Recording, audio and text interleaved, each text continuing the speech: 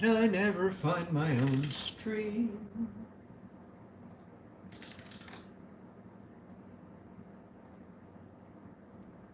Oh, there it is.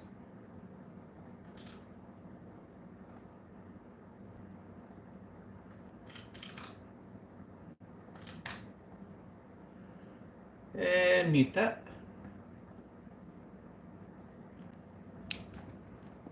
Hello.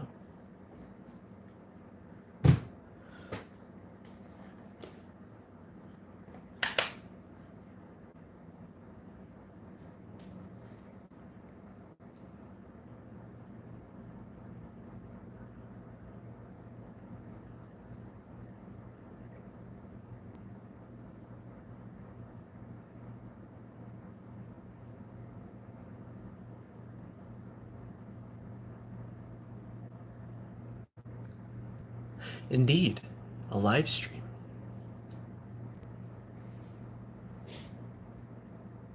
And I don't know if this is evident, but my video should be higher quality than ever before for live streams.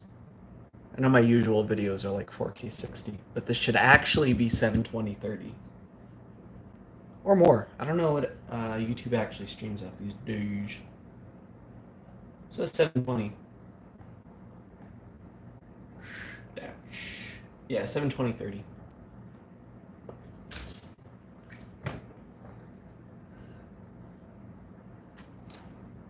But it should stay there at 720. All right.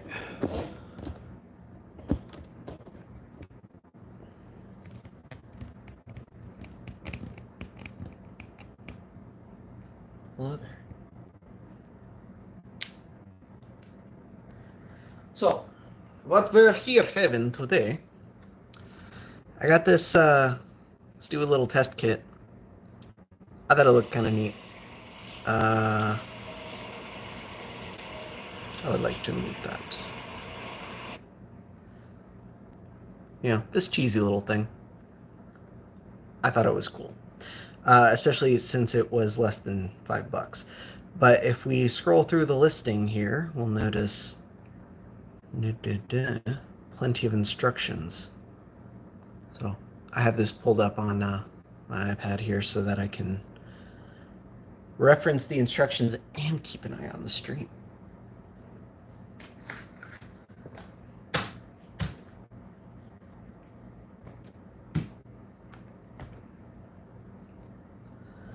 So I'm going to be using my normal soldering iron with the K-Series tip.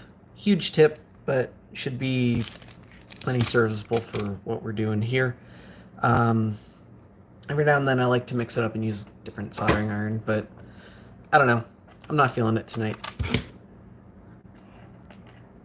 Remove that. Okay.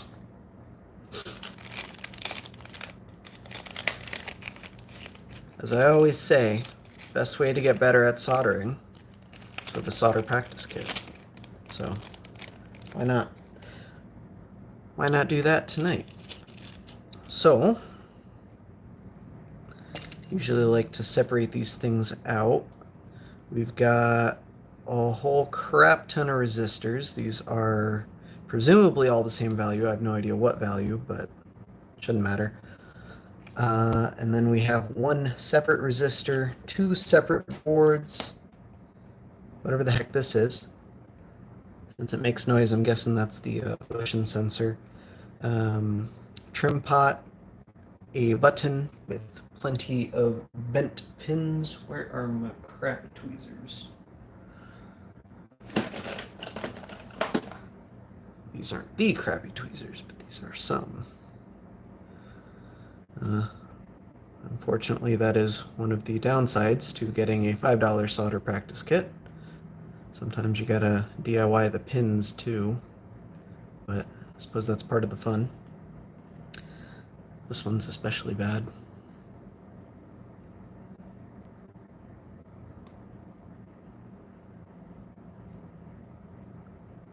That was a Monday night. Don't usually do this sort of stuff on a Monday, but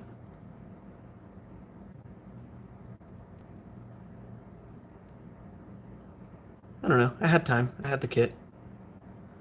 Thought it might be fun.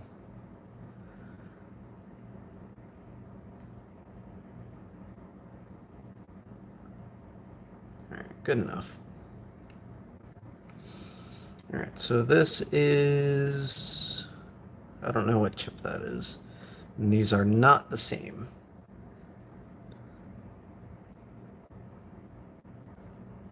We have two of these 20AXBL2 chips, and then one of these 21 ARSSE4 chips. Header pins.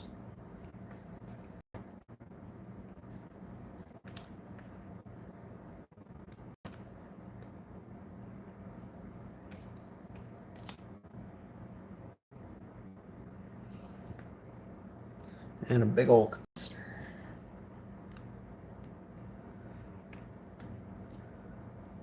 Oh, yeah, and all these LEDs.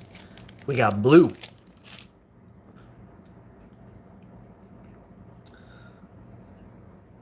Oh, so we might not even need those instructions. Oh, I don't know what that top line is, but it looks like the bottom line is the actual part number. CD4069BE. And then, what is this? CD4015BE. Whatever that is. But yeah, if nothing else, a reference picture of the assembled one is always helpful. Cool. I'm gonna go ahead and get started. This is not as complicated as I thought it was. He says, jinxing himself. So yeah, doing a quick once-over of the board, I see that literally every resistor is 3.3K, which is probably these guys, except for this one right here, which is 1 million. So I guess we'll do that one first. Sure, why not?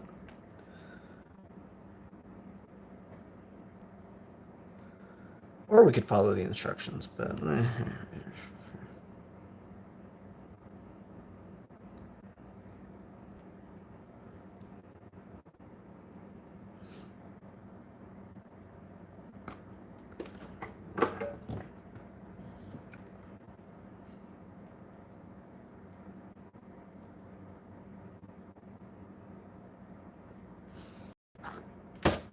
Rinse, repeat about 100 times. Maybe more.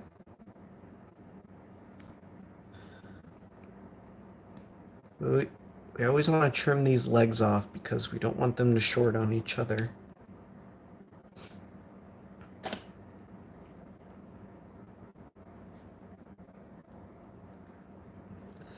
Oh, and you know what? This does not come with any way of feasibly powering it. So some of the other solder practice kits that I use, that I do, except for this one, they usually come with like a battery pack or something. Well, I guess they never really come with the batteries. This one doesn't even come with a battery pack. It just kind of leaves it to you to figure out.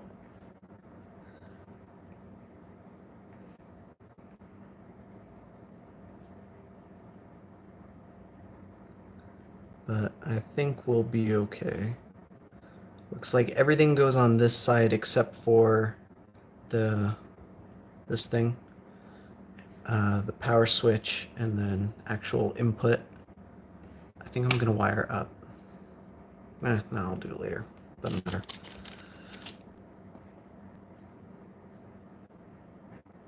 The instructions say to do this next, but I'm gonna do all these resistors next.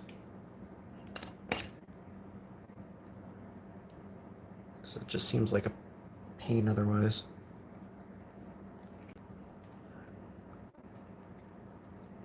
So how you nice folks doing tonight? Y'all see that interview? Nervous as heck.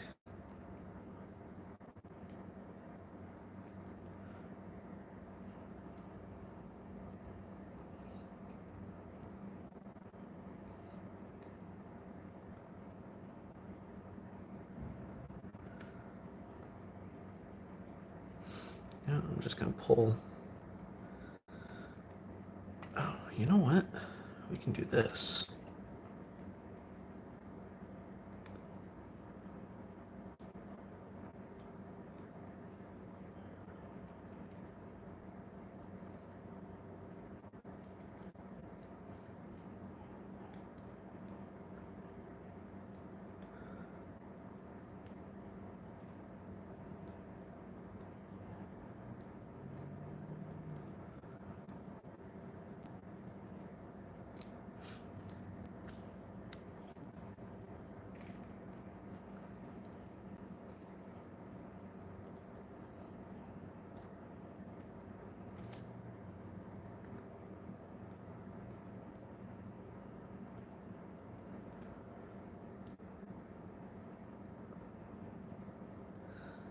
Now, if you have an attention to detail, you could put all the resistors in the same orientation, but resistors are, I think I'm thinking of the wrong terminology, but they're non-polar, which means you can put them either way around, it does not matter.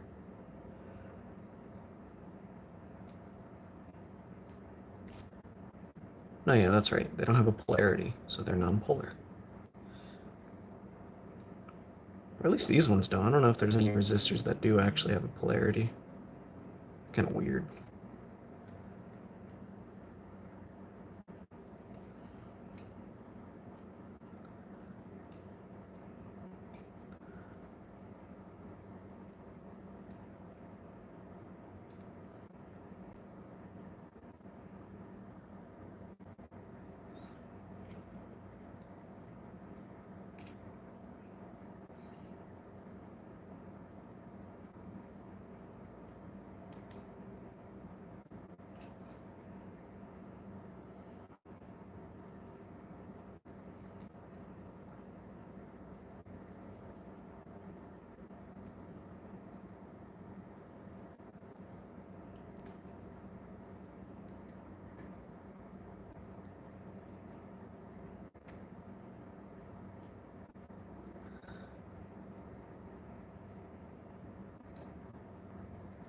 Oh, shoot. I just realized I was supposed to text someone back, and I didn't do that.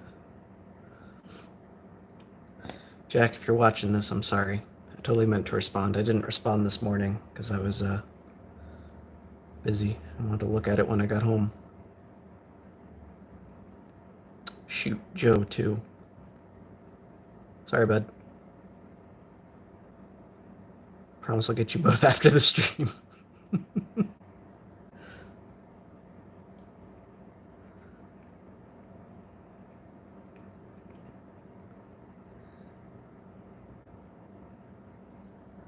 All right, 2 more, and then I'll start soldering these.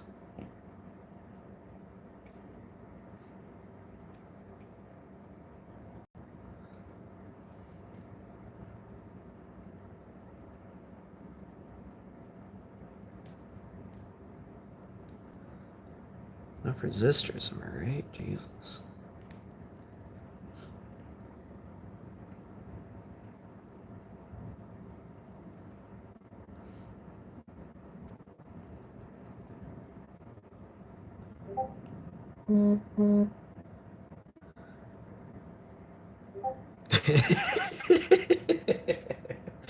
uh,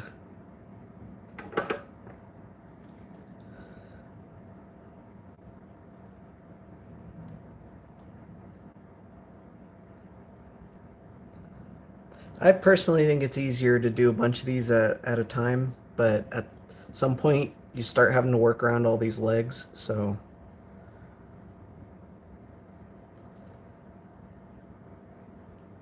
if you're trying to build one of these and you're not having a good time doing it this way, then don't do it this way.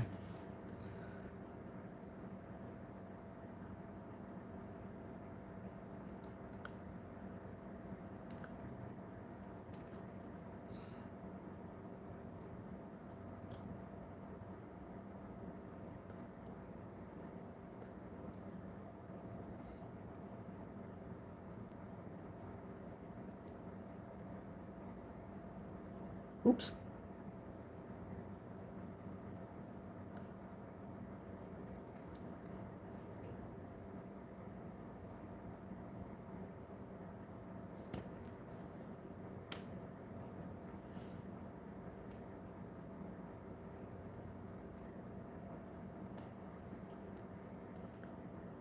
That's okay. We'll clean that up.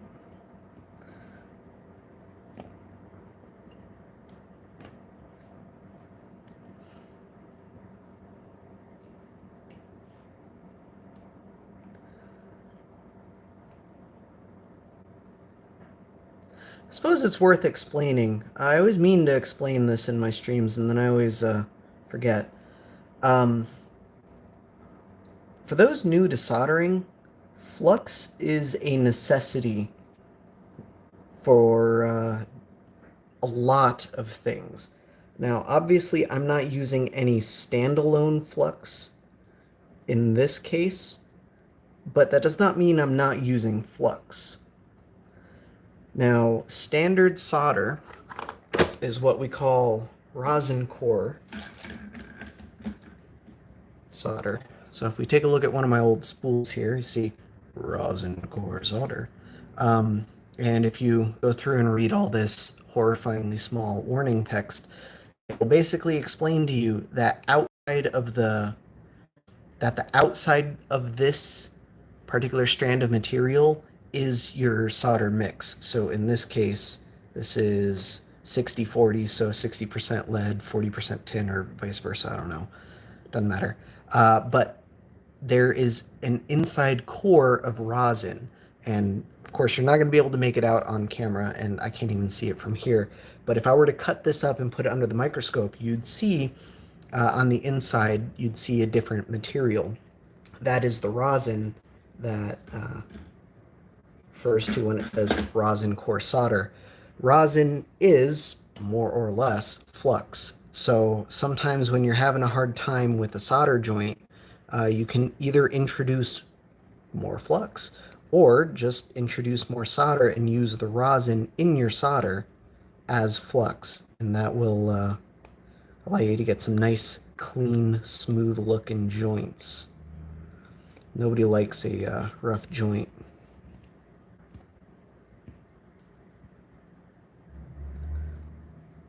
They don't work worth a damn either.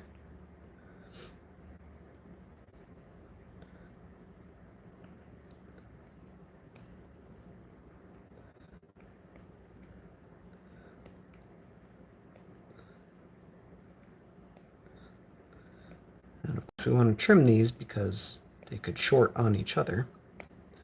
But also I don't really want to cut myself on them.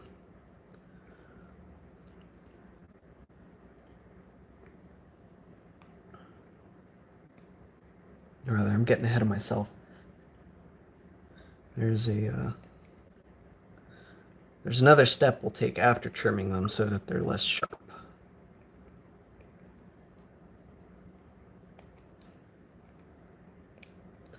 And since I'm using flush cutters, I could just cut it literally flush to the surface, but there is no harm in leaving, if you'll focus, there's no harm in leaving like a little ball on there.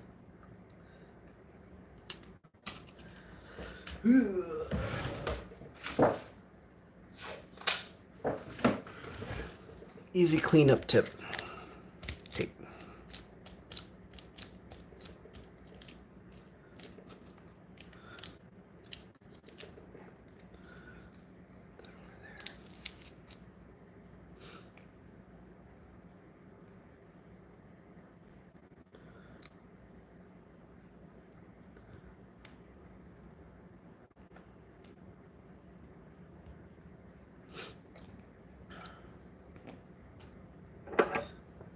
And then once we trim them, we can go over them again with a little bit more fresh solder, one at a time.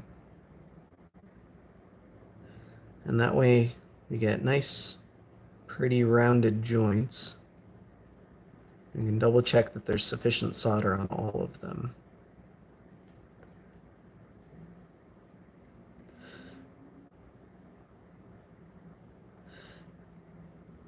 Yeah, that Discord, remember when I said just a few minutes ago, oh shoot, I meant to text someone back and didn't? Well, I wasn't a text message, it was a Discord message. And as soon as I said that, well, I guess they're watching the stream, is all I can say. And I forgot to mute my computer.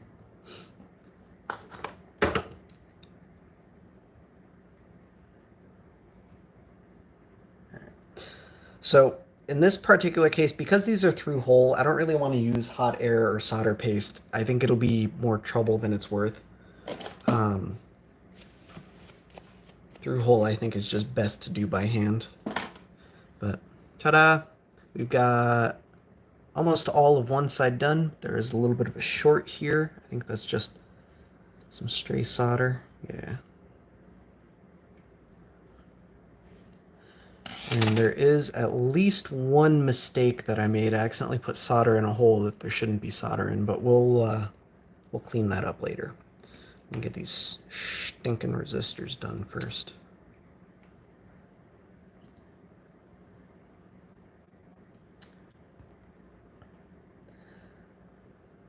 Magical Sleeper, I'm doing very well today. Thank you for asking. It was a stressful day, or at least a stressful morning.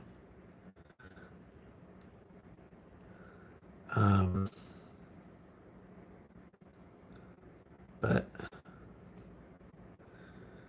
that's all I can say about that. There was some personal stuff going on.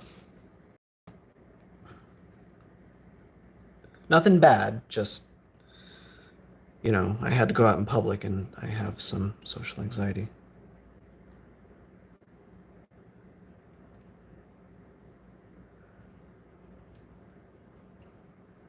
I had to meet people.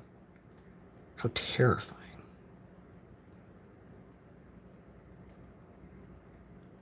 But it turned out all right. Turns out I actually knew half the people I was going to meet already. I just didn't know it.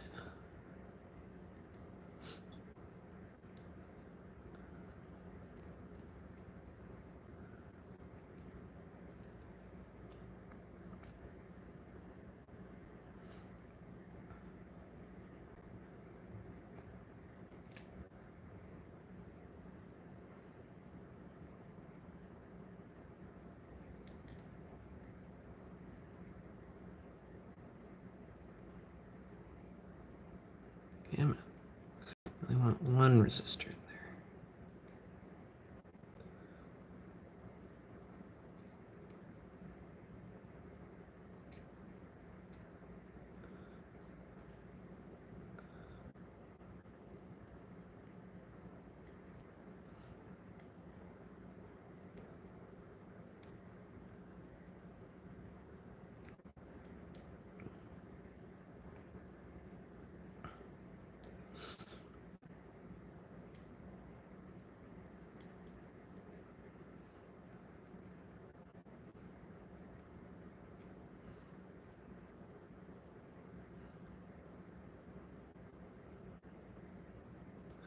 Ooh, I hope that is an error on the silk screen. I'm assuming it is because literally every other resistor is 3.3K, but that one says 2.2. We're gonna assume it's an error because they only gave me two types of resistors. So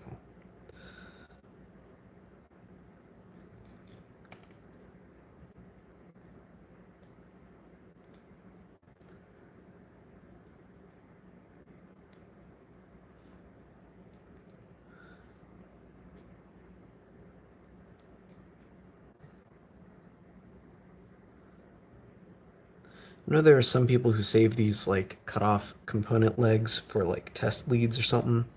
You can solder the component leg onto a motherboard and then that gives you something to clip your oscilloscope or multimeter or something onto. And that is pretty convenient, but in my personal opinion, you really don't need more than a handful for that, so no real point in saving them. It's also one of those you'll know you'll need them, so there's no point in saving them for a rainy day.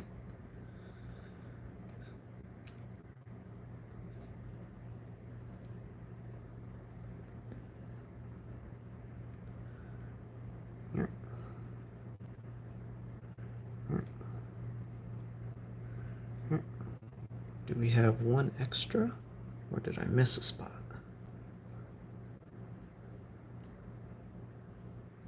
I I missed the spot.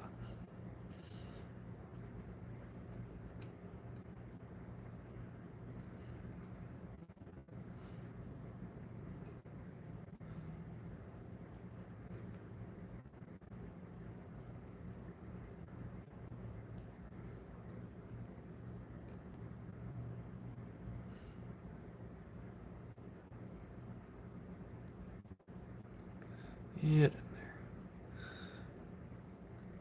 So there are these tools that will like pre-bend the component legs and like clip them off to a reasonable length. Don't screw with me, man. There isn't a 2.2K resistor. I don't like those for two reasons. One, they are horrendously expensive. Actually, I have no idea how expensive they are. I just know they're not free, and I'm a cheap bastard. But two, I think it's personally easier to do through-hole soldering with absurdly long component leads because if you have them long enough, you can like manipulate it without them falling out because they'll bend at all sorts of weird angles. Um, Big Clive has one, and I know he often uses one, but he also has a jig that you can pop your PCB in and it holds all the parts in place while you flip it over for soldering. And that's pretty clever too, but unless you do this sort of stuff all the time, I don't think that sort of tool makes sense for like the home gamer.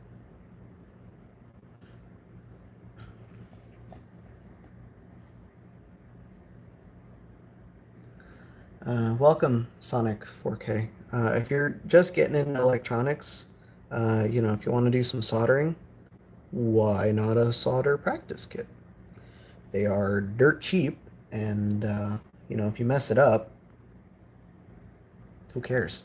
You know, like the whole point is to use them to learn. So if you try and do a solder practice kit and you mess it up, you learned how not to do a solder practice kit, so you still got value out of it.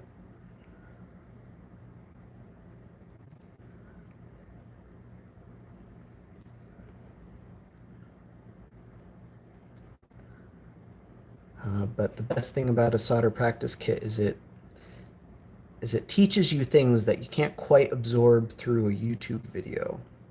So, like like I mentioned in that interview I mentioned earlier, um, literally said this in the interview. I've been doing soldering for over a decade at this point. Probably about 15 years, maybe longer. I don't remember. I don't know when specifically I started. Um, but I'd say I got like good at it in the last few years, and that's not something that I can easily show through a YouTube video. Like you look at me zapping through these joints real quick, but that's because I know my equipment and I know more or less, arguably, how to solder. But if you're just getting started, I think a solder practice kit is absolutely the best way to do it. Now, some of these aren't quite seated right. Um, the best way to deal with that, and you have to be careful not to burn yourself, but you can, the link is in the description of the video. You can put a little bit of pressure on it, melt the joint, and then usually you can pop it into place.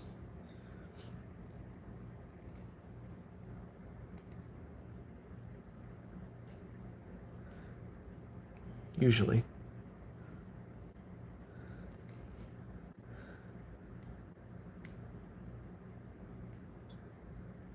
In this particular case, it doesn't matter too much because we won't see this side of things once it's all assembled. But, ooh, whoops. That one folded over on itself, so that one's not getting fixed.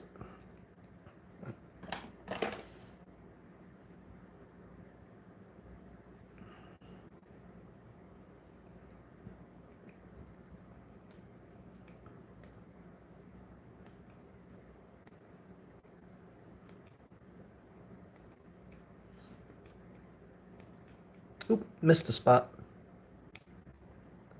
That's okay. I'll get it in a sec.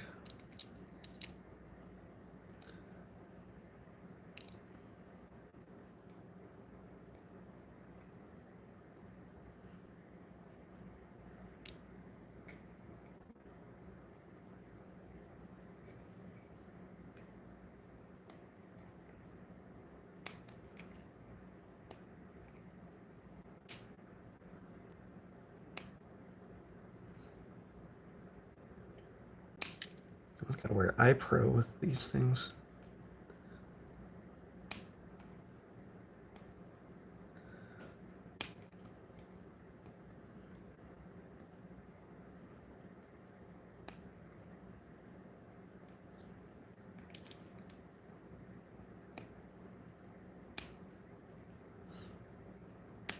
All right, so now I'm going to go over these joints one more time. Smooth them out, make them nice and pretty, and fix the one that I missed.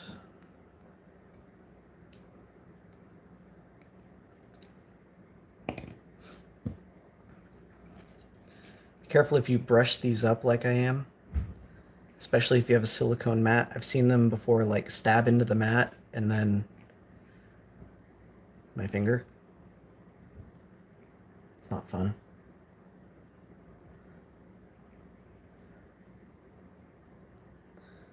So I was using the tape, but the tape is quite saturated at this point. Ooh, for these component leads, I didn't even think of this, but I believe they're magnetic. Yeah. There we go.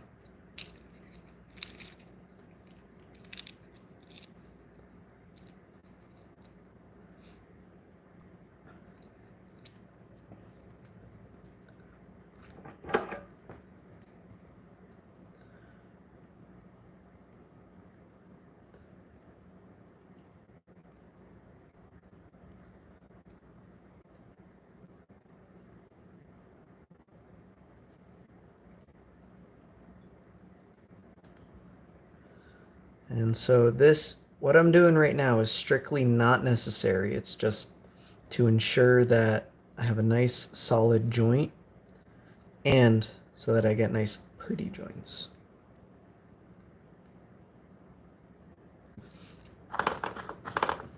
So I only did one column. I didn't do the outside column. I only did the inner. So if you compare the outside with the inside, it's not really a good comparison. I don't think the stream is high enough fidelity for that.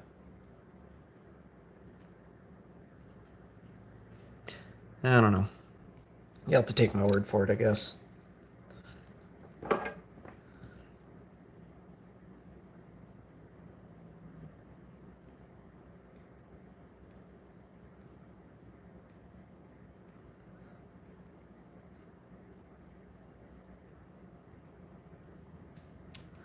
Alright. I'll fix this one real quick.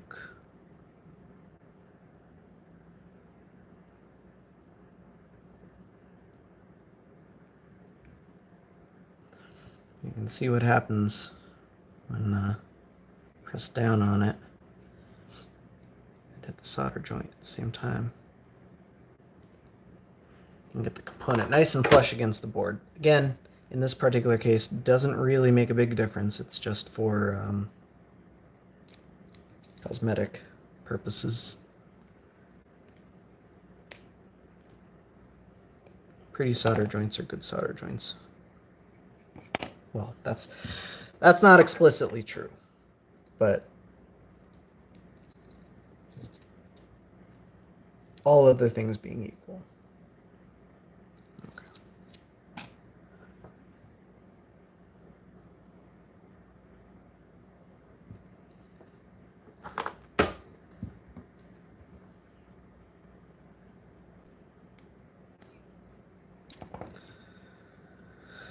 All right, what next?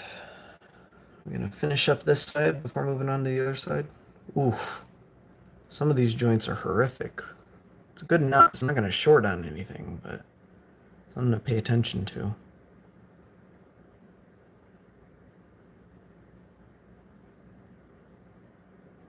Like, they're all fine, but some are better than others.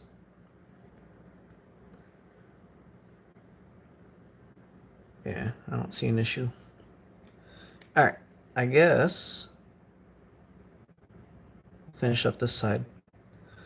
So I'm going to solder down this thing. I don't know. There is a polarity to this thing. I don't know what's what. That's what the instructions are for.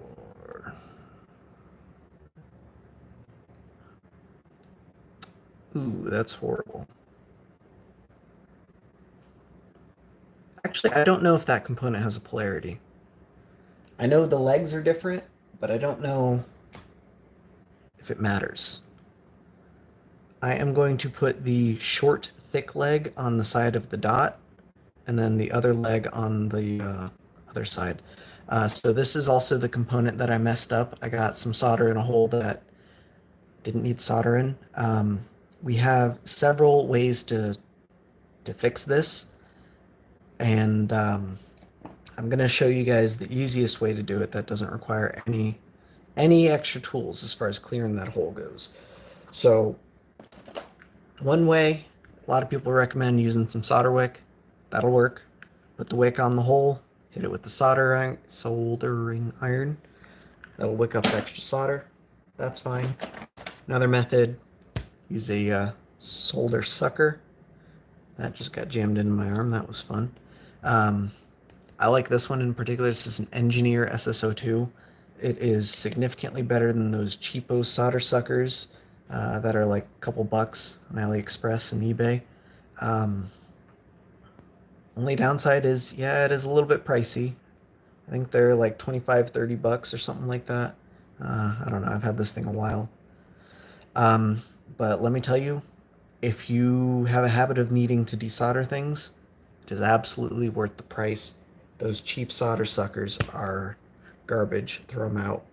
This is the bee's knees. There's also another option, but I have stuff stacked on top of it right now. It's a little bit more expensive, but they make Hako desoldering irons, and I have one. But what we're going to do in this case is I'm going to add a little bit more solder to that hole. Just keep my iron there, and then feed the part through while it's nice and hot. And I'm going to come back, hit it from the other side so that I can make it nice and flush.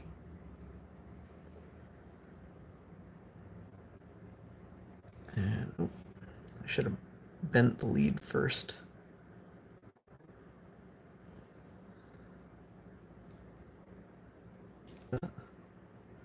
I think that'll do it. Let me try and get that into position a little bit better.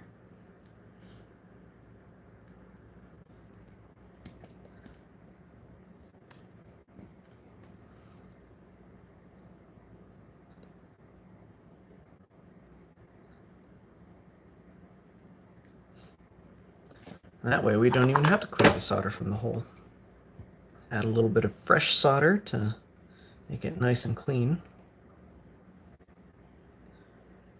Crop the legs.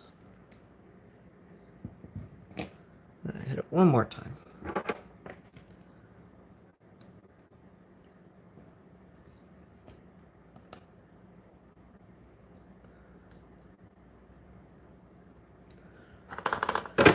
And ta-da!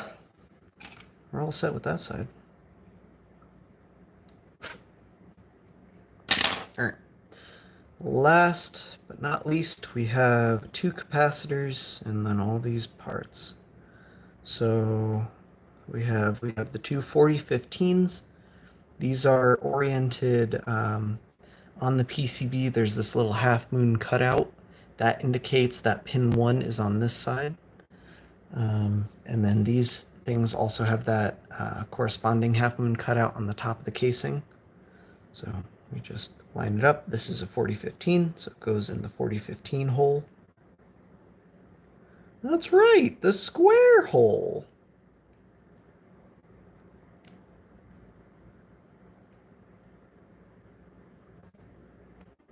It's kind of a pain in the butt to get in there because not all the legs are straight.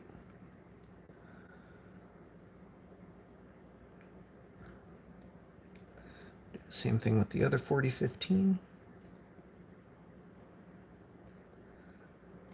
Get a little bit of a bend.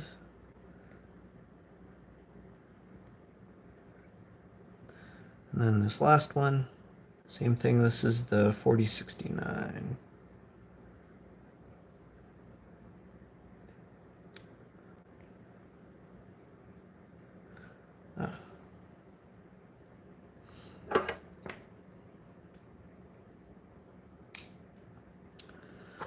So what I did right now is that resistor is in the way, so I just put pressure on the IC and then melted the solder joint for the resistor, and the resistor moved.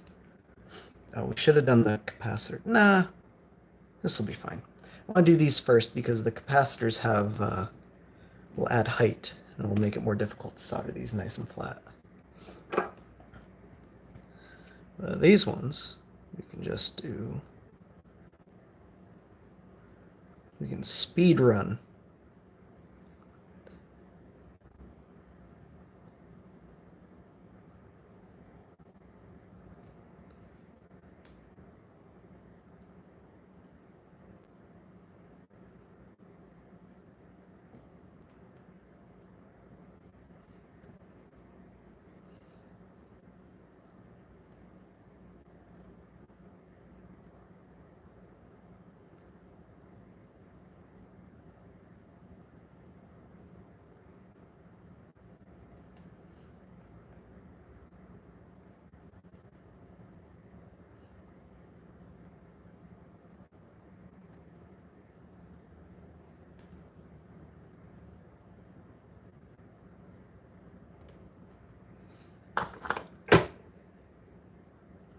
Boom.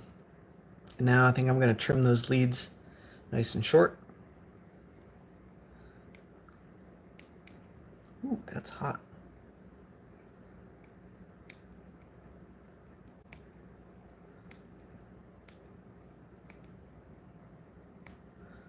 And this is the part that tape makes sense for.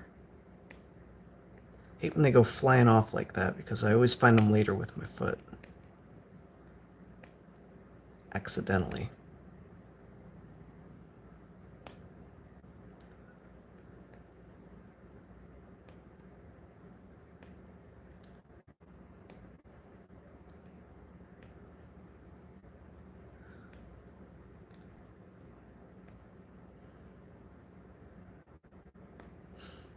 I've had people ask me, what's a good way to get practice desoldering in? Get practice in desoldering, Jesus. Word order. Literally assemble one of these kits, take it apart, and then put it back together again. If it works when you put it back together, well, if it worked the first time, and then it works when you put it back together again. And probably good to go on desoldering. Probably.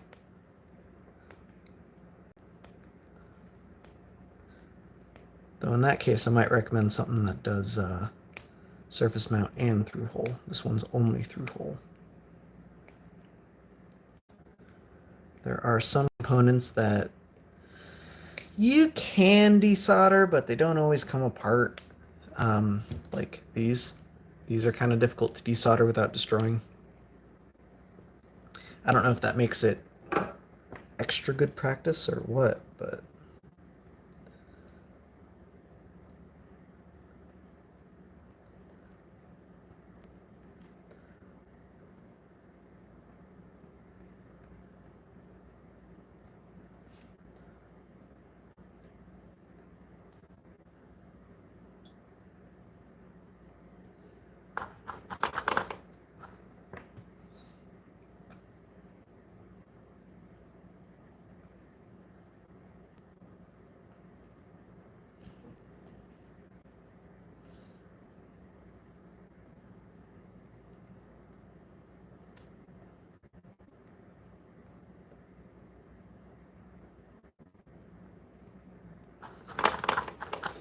because there's quite a bit of flux floating around, I can just come back in, Clean up those big solder balls.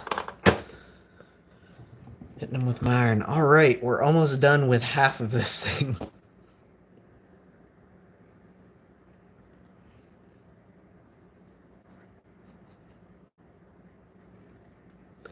Oh, I suppose let's do the capacitor. So this little ceramic capacitor goes right here next to this chip.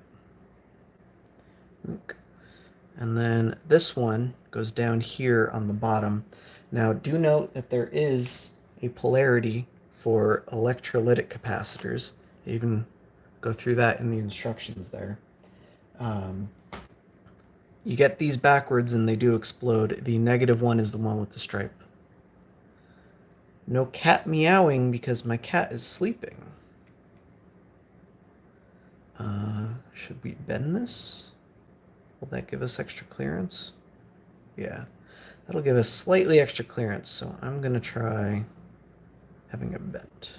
I don't think it matters, but just in case.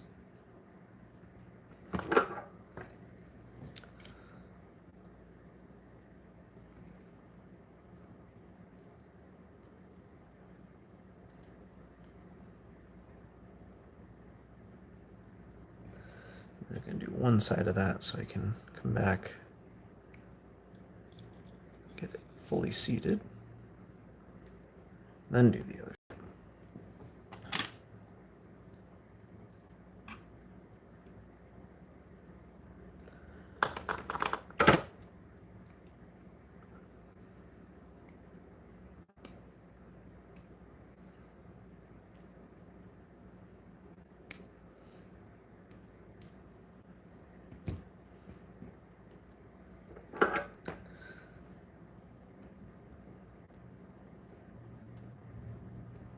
And then when touching up those solder joints, it's important to not touch both of them at the same time, or the component falls out.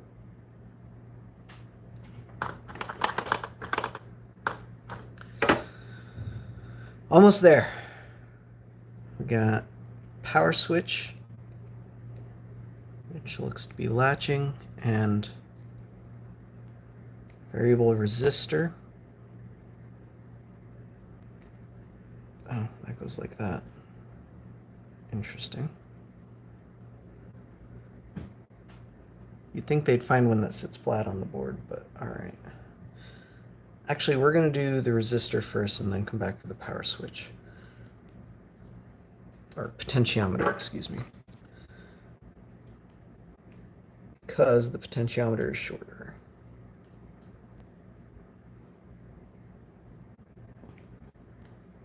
Do one leg, get the part positioned, then come back and do the other two.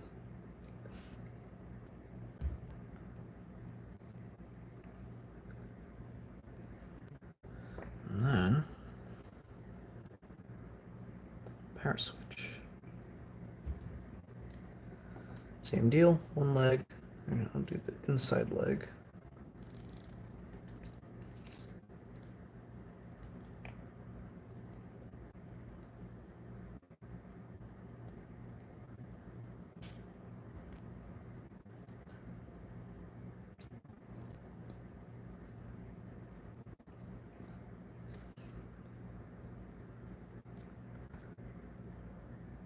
Doing 3 corners, and now I can do the other 3.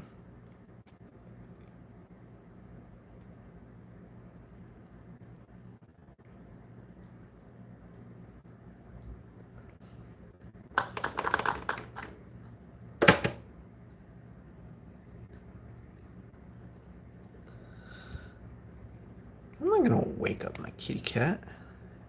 He's enjoying a nice little power nap. He's been awake most of the day. Or at least the portion of the day that I've been home, which was most of the day.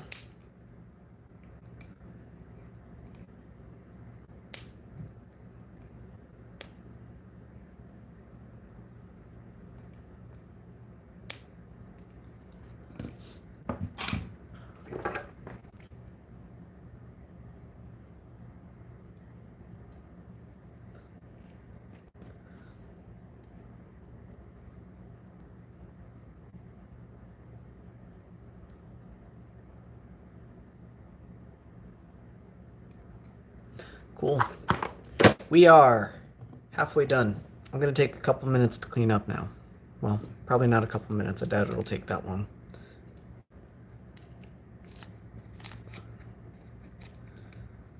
Yeah, that's not going to work. Okay.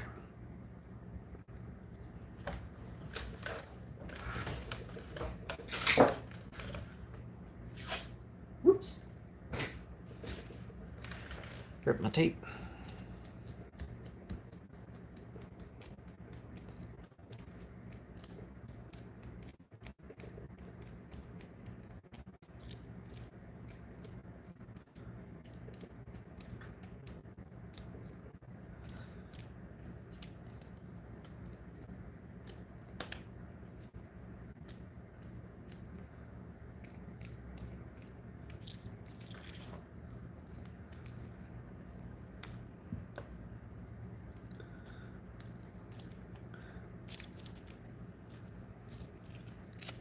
Alright.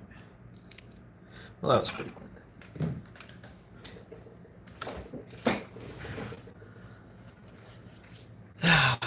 LED time. Move that cable so I don't run it over. There we go. That's looking pretty solid, right? The only thing I'm missing are a couple wires for the power.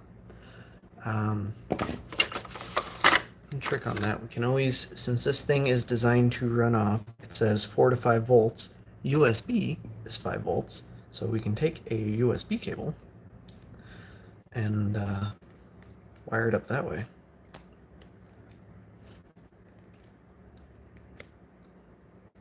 Not this end, but this end. We would wire the red and the black wires, leave the white and the green ones. Don't let them touch, but don't need to wire them up to anything. But we'll do that later, because I don't want wires hanging off. Alright, now we need to do all the LEDs. So here's where it gets slightly tricky. Oh, actually no, they made it nice and easy for us. So it's kind of hard to tell because it's extraordinarily small. But on the LED, there's that little flat spot on one of the sides. And on the PCB, there's a flat spot there. So we just line up that flat spot.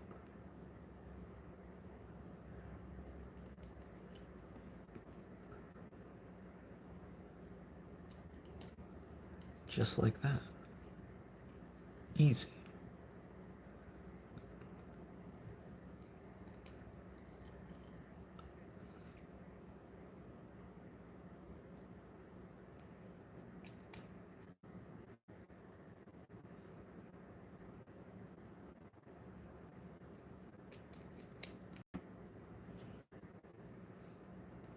Ooh, that one has nice bent legs.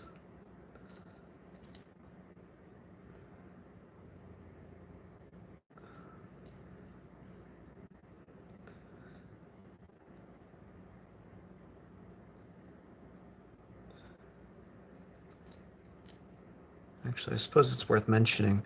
Once you've got one of them figured out, the flat spot is on the short leg. It's easier to find the short leg than it is the flat spot.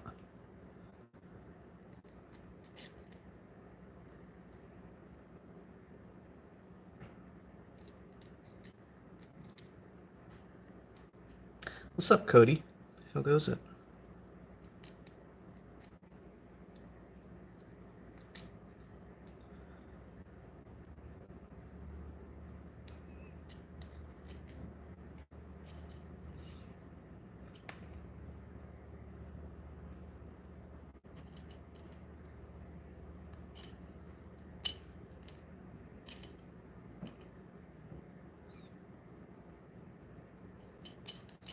Alright, just for the sake of not getting overwhelmed, I'm going to do half at a time.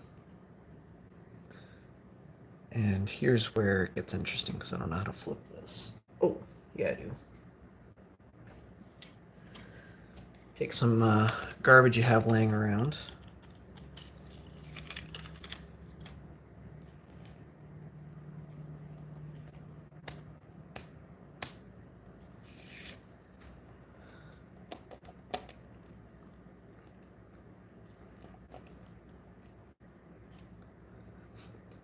Actually, I suppose it would have made more sense to do all of them at the same time. Okay, let's try that. Yeah, we're gonna need that card again. How's about a card that's not garbage?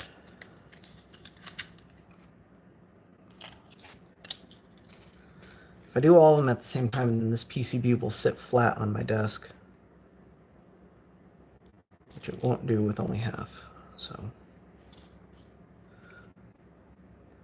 gotta do what we gotta do.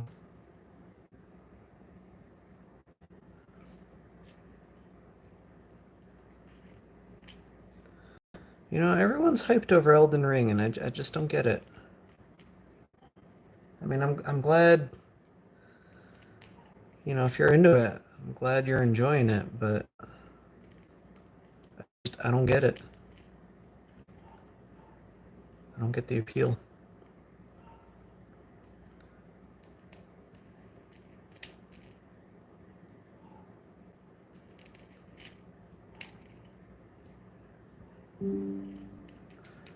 What was that? Oh. Power toys, go away. Stop bothering me.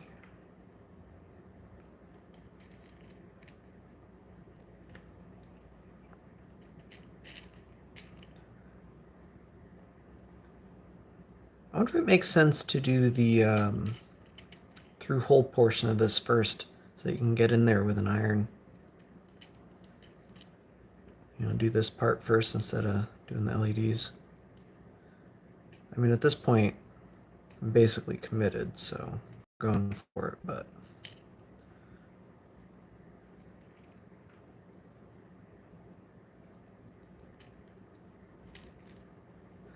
I'm surprised it came with extra LEDs. I missed something?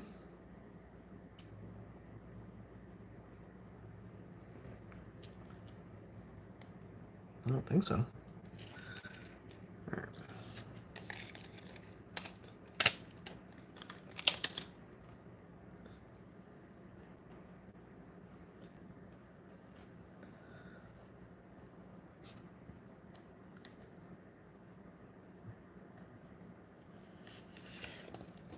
Ooh, I could talk about Pokemon Legends, though.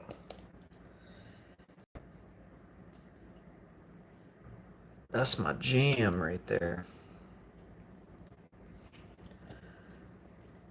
Alright, so this is actually going to be kind of a pain in the butt. I don't know the best way to do this. I'm thinking maybe... because I want them all to be straight. I think I might need to just do one leg and then straighten manually. I have not played the new, presumably you mean Pokemon Legends. I've not played the new update yet. There is a code to get some free Pokeballs. I did that. That's about it.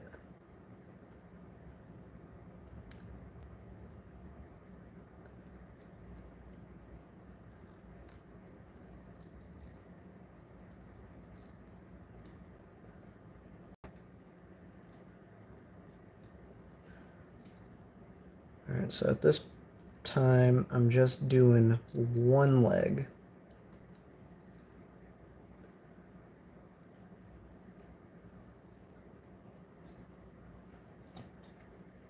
Honestly, I haven't played Pokemon Legends in a little while. My friend group and I have been playing Lost Ark. Kind of stopped playing everything when I started playing Lost Ark. Funny how that works. I don't know how to get to those inner ones.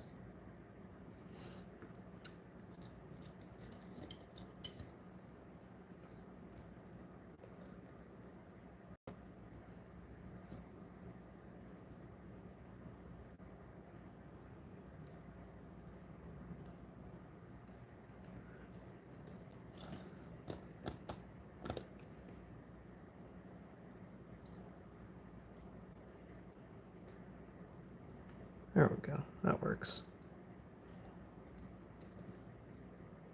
So when I flip this thing over, my method of attack will make way more sense. Trust me.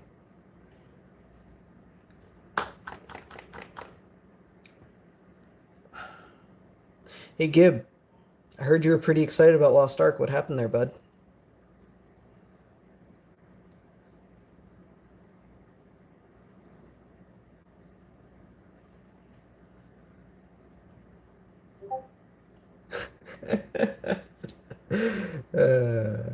Yeah, that's what I thought.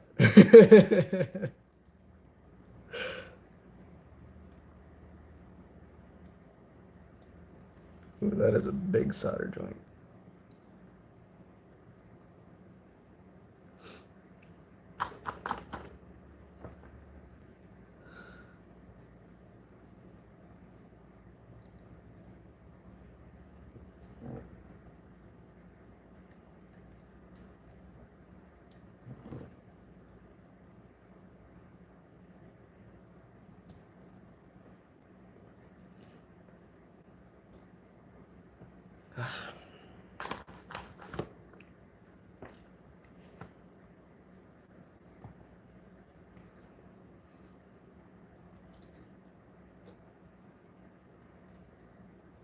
There you go. That's one way to do it. Just bend the freaking things out of the way.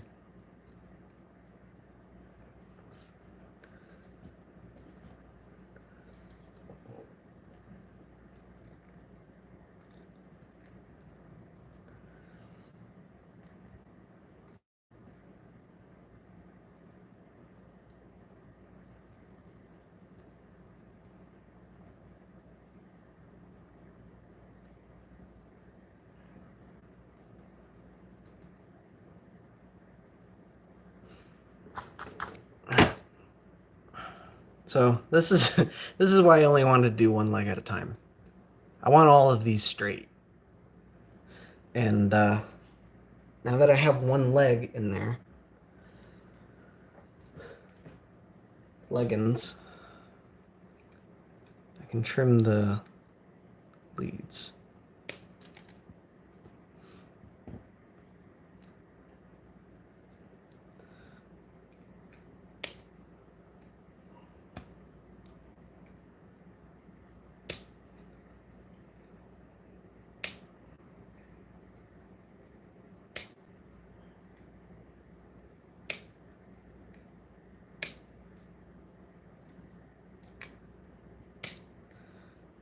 I'm doing it from this angle. You'll have to forgive me. So I'm trying to make them all go into the magnet.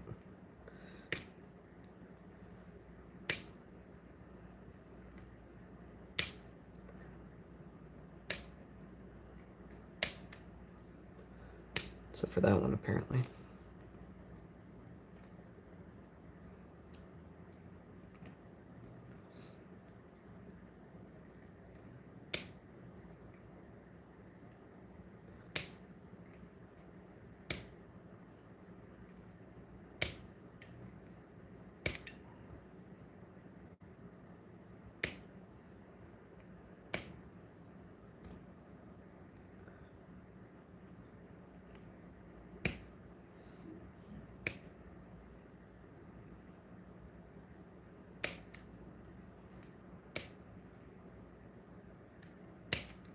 Whoops.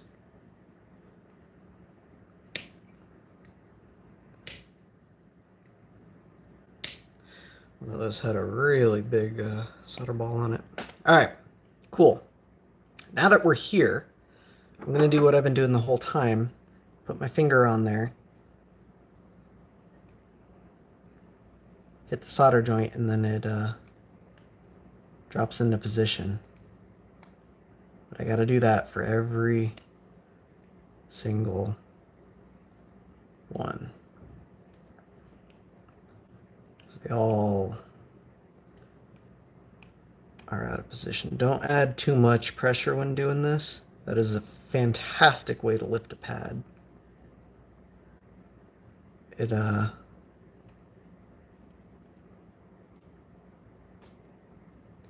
takes a bit of a feel to get used to, which I guess is the whole purpose of a practice kit.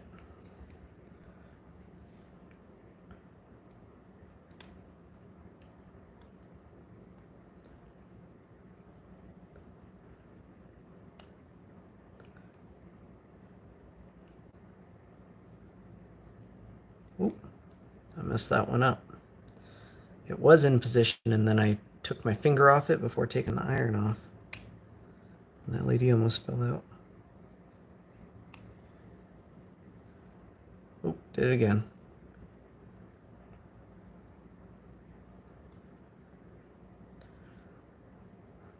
That's going to be a pain in the butt. See if we can do it the way I did the other one.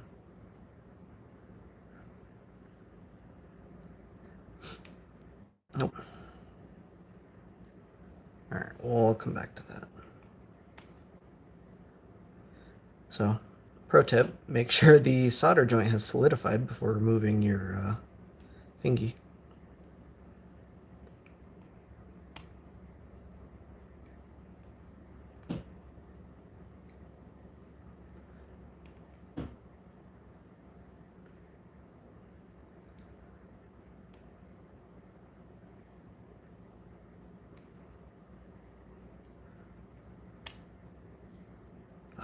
I keep doing it. I even just said to make sure that you don't do that, and then I do it.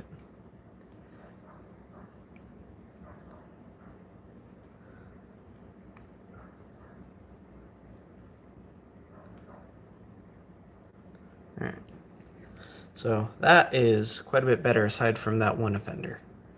But that's okay. So for this one offender, I am just going to hit both pads, let the LED drop out.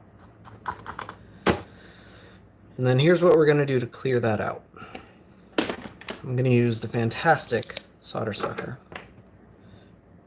We just melt the solder, jam the silicone tip in there, and suck. And if you do it right, which sometimes we need to add a little bit of extra solder,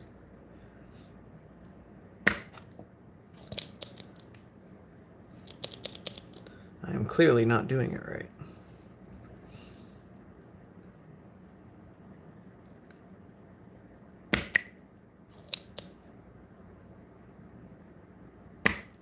There we go. Don't squish it down too hard. I want to make sure it gets a nice seal. Ta-da!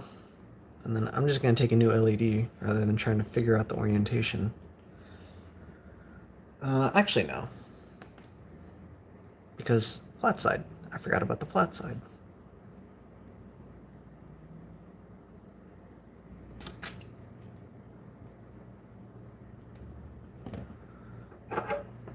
There's some solder on this side. There we go.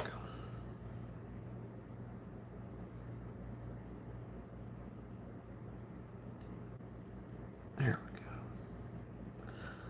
we go. LEDs are one thing we should be careful with because these are heat sensitive. But, alright. I'm going to go through and do the other side. The other solder joints.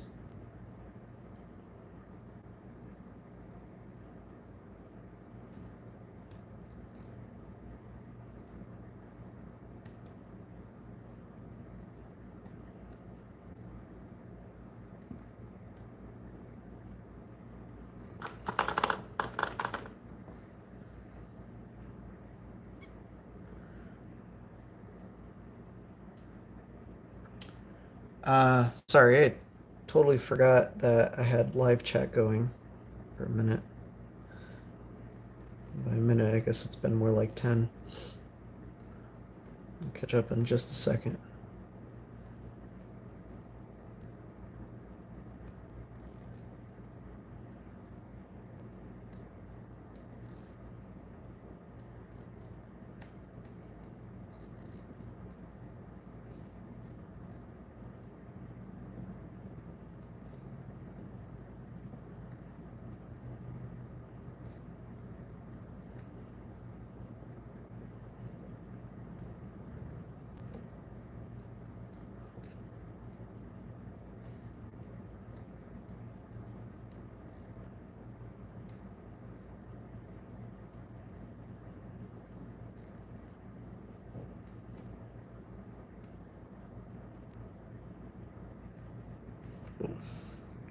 All right. Jackosaurus says, question for you. Do you have a job, or is it all YouTube and making stuff, which I know is also a job? So YouTube for me, Jack, is a hobby. Nothing more. I think it's fun. Um, I have a full-time job outside of YouTube that demands my attention all 40 hours a week. Um, and then I have other hobbies outside YouTube, which also demand my attention.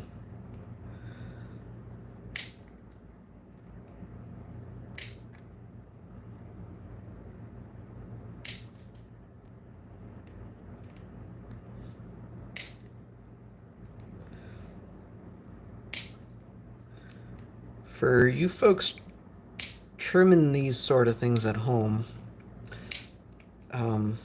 I'd recommend literally placing your hands, both of them, clippers and tool and all, inside of the trash can while cutting these. That way all of your leads fly off into the trash can and not the nether.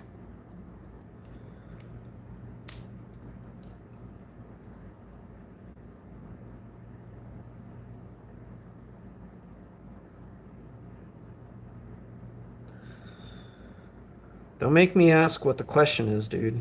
It's one of my pet peeves. Just ask the question if you have one.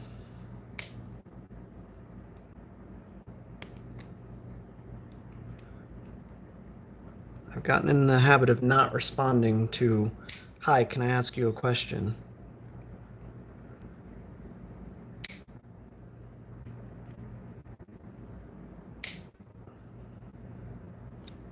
But clearly, sometimes I will break that habit.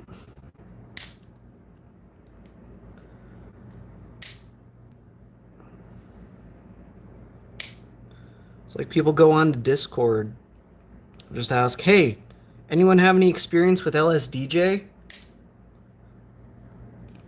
don't say anything else. You got like 6 people trying to help them, and they're just like off in La La Land doing their own thing. Like no one knows what the question is. Got chiptune artists like, yeah, dude, I use LSDJ. I make like $20,000 a year on royalties with LSDJ. Blah blah blah blah blah, stuff like that. And the dude just wants to know if you can use it with an MBC3 flash cart. Like, come on, dude. If you just ask that half an hour ago, you wouldn't have half the darn server yelling at you. And see, here we are. I'm still waiting for the question.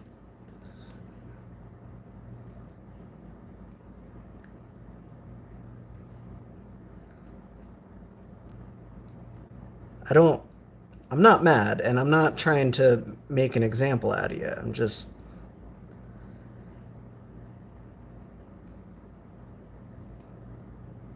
Like, ask your question, my dude. Just. Next time, ask it first.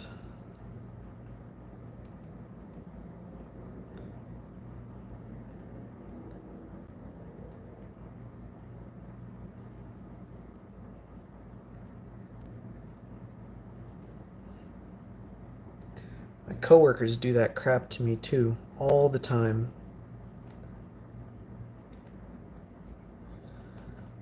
I have my read receipts turned off in Microsoft Teams because that drives me crazy. They'll sit there like, oh, yeah, you read my message. Why aren't you responding? But for the people that do that to me, I wish I could just turn it on specifically for them so that they know I've read their question. They're, hey, I got a question for you. So they know I've read that and they know I'm choosing not to respond. Instead of them just sitting there thinking I never even saw their first message. Oh, I saw it already. I see every message.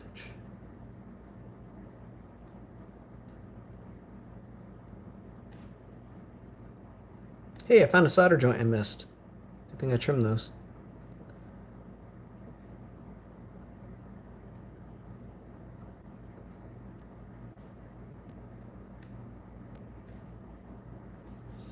Boom. all the LEDs, all nice and soldered. Look at them joints. And let me see what's going on in chat.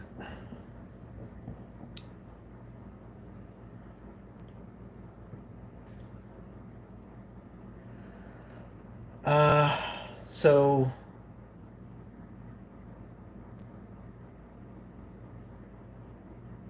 what? Yeah, Hazi's already got the answer for you. If your power light is flickering, that is it's a power switch problem.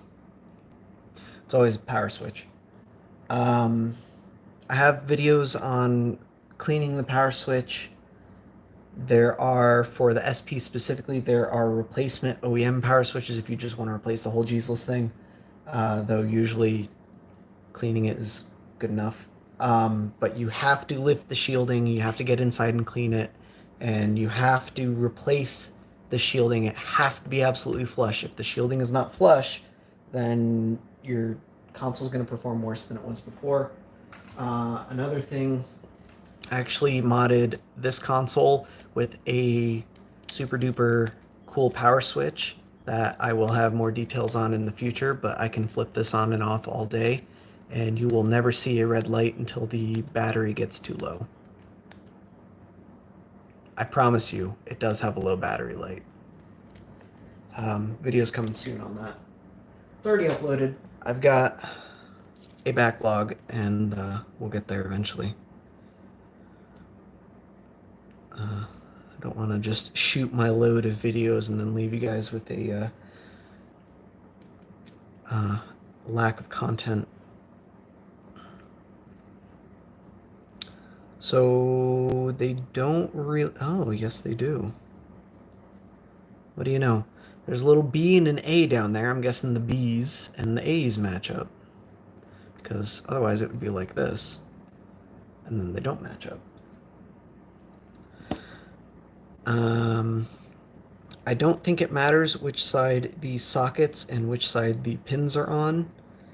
But in this particular case, I'm just going to make sure that it's consistent.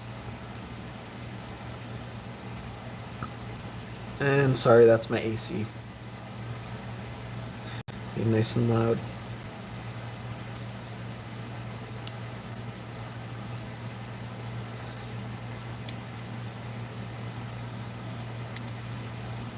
Nice and lined up.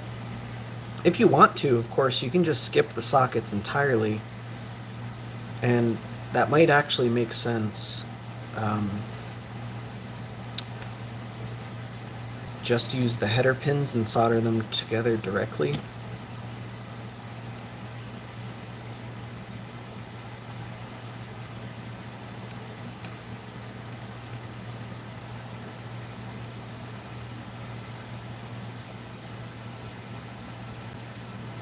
Oh, you don't quite have the clearance for that. Never mind. Yeah, use the sockets.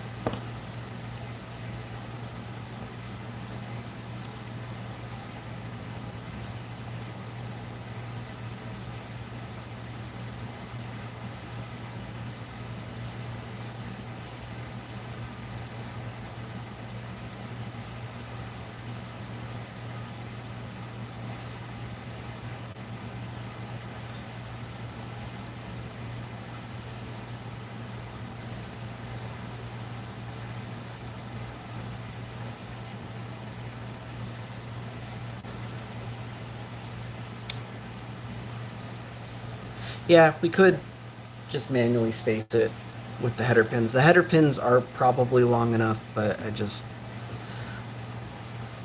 don't really think I care. Soldering these last would have made way more sense.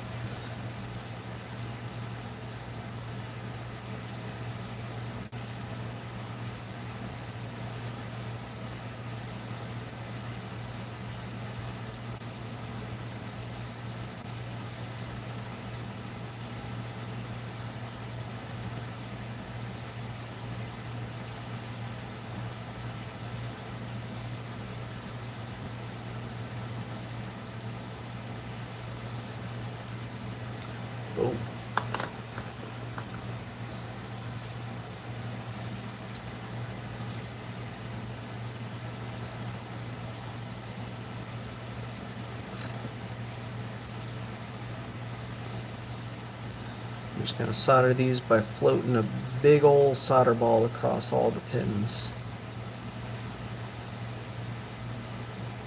If you move slow enough, note I said slow enough, not quick enough, the solder ball will stick with the iron and not get stuck on any of the pins. If you go too quick, the heat won't have time to soak in and the ball will get stuck. Nice, beautiful joint on every pin. I'm going to do the exact same thing on the bottom.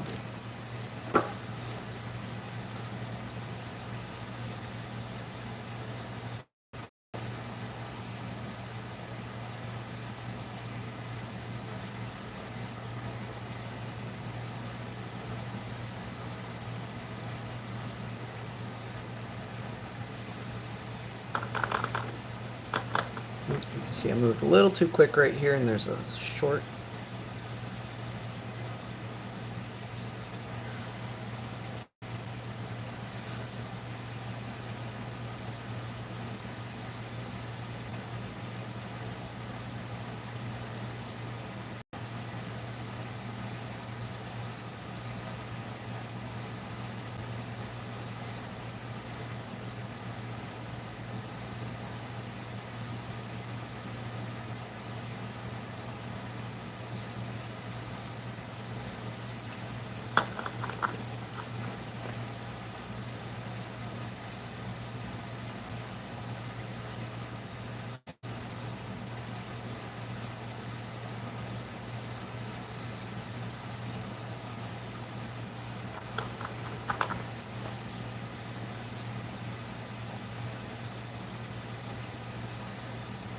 All right.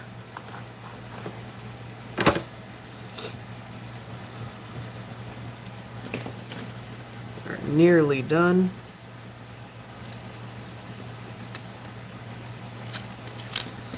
But I just made an absolute mess. But, all right. Now, I'm going to use this USB cable for power because it's what makes sense to me.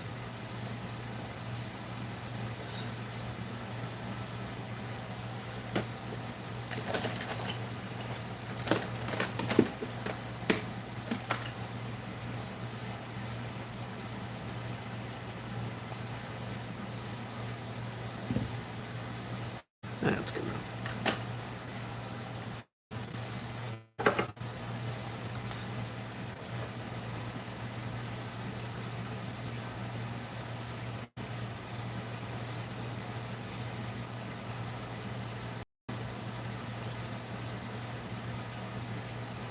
Red wire goes to positive.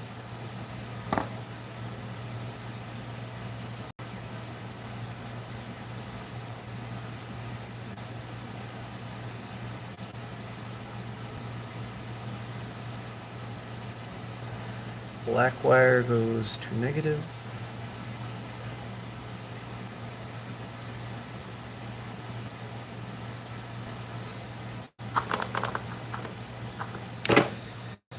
And if all went well, it shouldn't explode.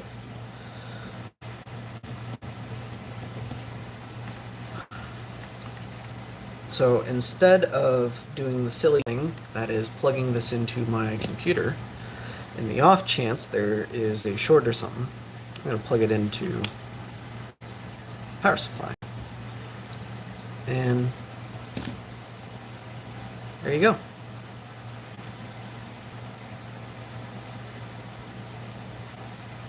That's it. That's all it does. It's pretty neat, right?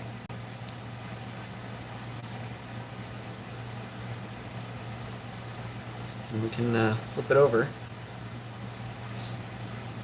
and it'll start going the opposite direction.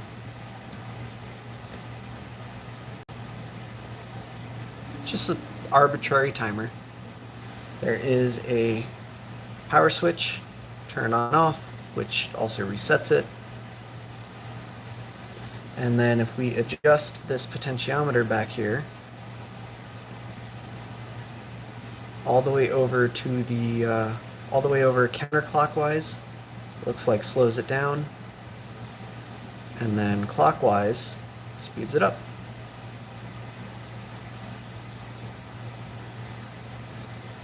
Ta-da! And it ain't even that power hungry. It's pulling 10 milliamps at 5 volts. You can make that out. How neat is that?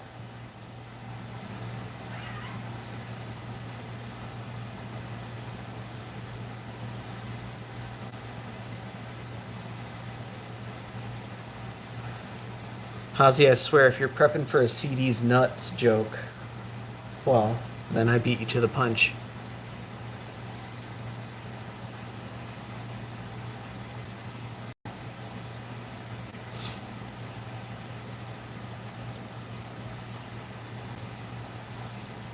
And then, yeah, the socket's there if you want to change out the LEDs without having to rebuild the whole board, but that makes less sense when you only buy one of these kits.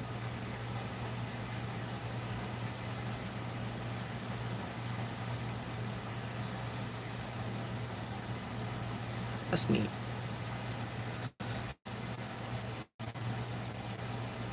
Oh, that was interesting.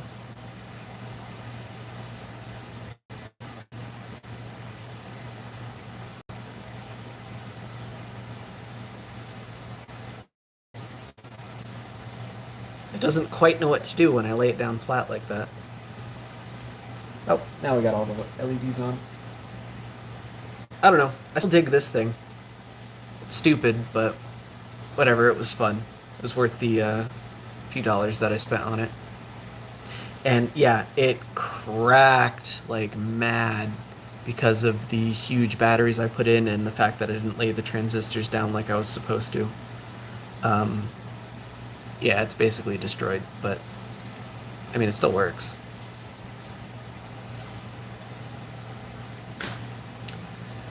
I still also like that clock we built a while back.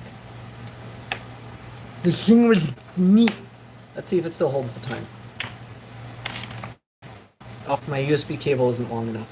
You'll have to take my word for it. It says 2057, which is 3 minutes fast. Yeah, my mini USB cable is only so long, I'm sorry. But, neat. And there's other stuff like that pinwheel that I built. What do we got in the fun drawer?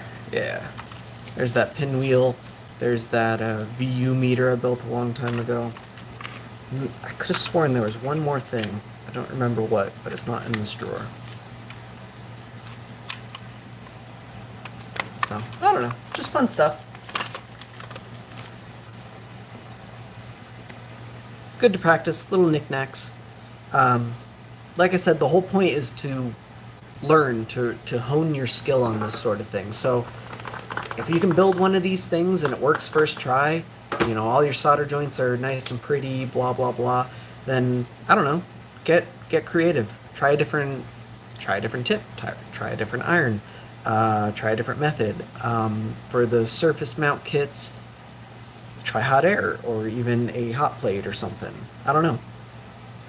But there's a lot you can do, and the whole point is literally just to learn on it, because it's silly to spend. I mean, Game Boys are getting up there in prices these days. It doesn't make sense to spend $55 on a Game Boy, and then another $70 in backlight kit and shell and whatnot. You're spending $150 all said and done on just the Game Boy, and you don't know how to solder, and you ruin both the Game Boy and the backlight kit because you lifted half the pads. It's not a good time for anyone. Trust me, it's worth spending $5. Get a feel for the equipment and go from there. Like I said earlier in the stream, like I said in that interview, I'll say it again. I'll keep saying it. I've been soldering for a very long time, so I make this sort of stuff look easy. If you try and emulate me without if you just go in without knowing how to solder and you try and emulate exactly what I'm doing, you might have a bad time. You might not, but you might, and that's the concern. So I think it's worth putting a little time into putting a little energy, putting a little effort into doing a solder practice kit. See if you can't get something neat out of it. I'll have to. I wonder how long. If I turn that all the way down. Hey, reset. Why aren't you resetting?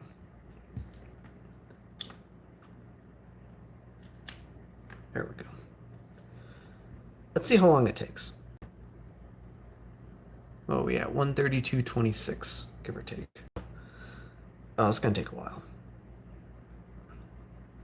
I was thinking I'd use this at the beginning of streams now, because I always give it a few minutes when I start a stream. Let people kind of pour in before starting.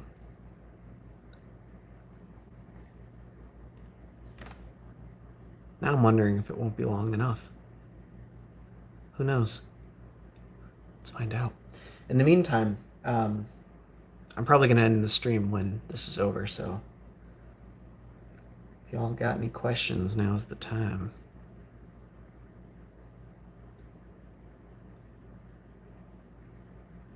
Otherwise, it's been a pleasure. If you haven't already seen it, it was linked earlier, but there was a interview I did with Bob from Retro RGB. Pretty neat. It's a Mako video, but it's not on my channel, so I don't know. Might be interesting. Looks like that is a solid minute. Okay, so that's not quite as long as I hoped, but I'm surprised it is a minute. All right, I'll give it one more try before I get out of here. Let me clean up my desk.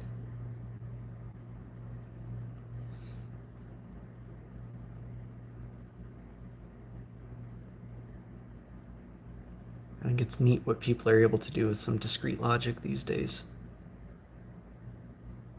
Actually, I'm curious. I gotta look up what these chips actually do. Might be purposefully designed hardware for this.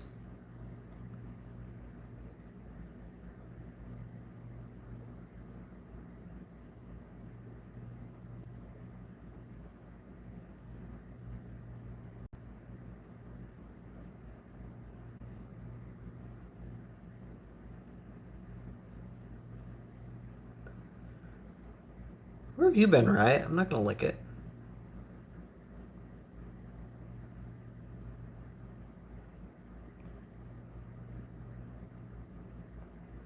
It's covered in solder, and the one thing you're not supposed to do with leaded solder is put it inside your body.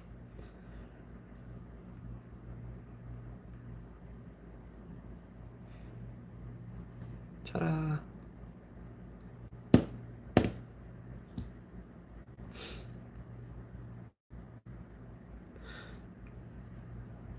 All right. I don't have mustard in the fridge, but I have soy sauce on my desk. Anyway, I'll catch you all later. It's a pleasure, and thanks for watching. I hope it was as good for you as it was for me, baby.